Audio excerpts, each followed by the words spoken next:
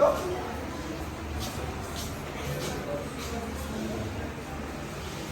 The head of our legal department, yung anak niya, niloko mo daw. He wants to sue you. Is this true? Ay, Bex. Bex, you stole money from these people. That's a crime, you know. At sa lang pa ng taong lulukoy mo, yung anak pa ng boss ko. Kuya, hindi ako nagnako, naloko lang din ako. Ba't ka nagtatago? Eh, syempre, hinahanap nila ako. So, malamang, what do you expect? Ba't ako sinisingin nila? Kuya, promoter lang ako, hindi ako yung producer. Hindi mo man lang nilaman kung legit man lang yung Eh, legend hindi ko event na naman yan. alam na isisingin nila yung event eh. Your ignorance doesn't make you a victim. It just makes you stupid Okay, sige. Tanga ako. at irresponsable. Mula noon, ganyan ka na talaga.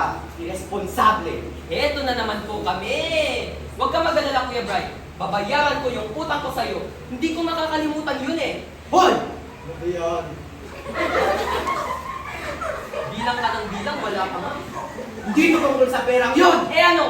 Tungkol to sa pagiging irresponsable mo at sa mga sinayang mo. Sinayang mo yung thesis mo. Ano, nakagraduate ka na sana. Pero ano, kung pinili mo, babae. Hindi lang siya basta babae. Pamilya ko siya. Ang tawag mo sa amin?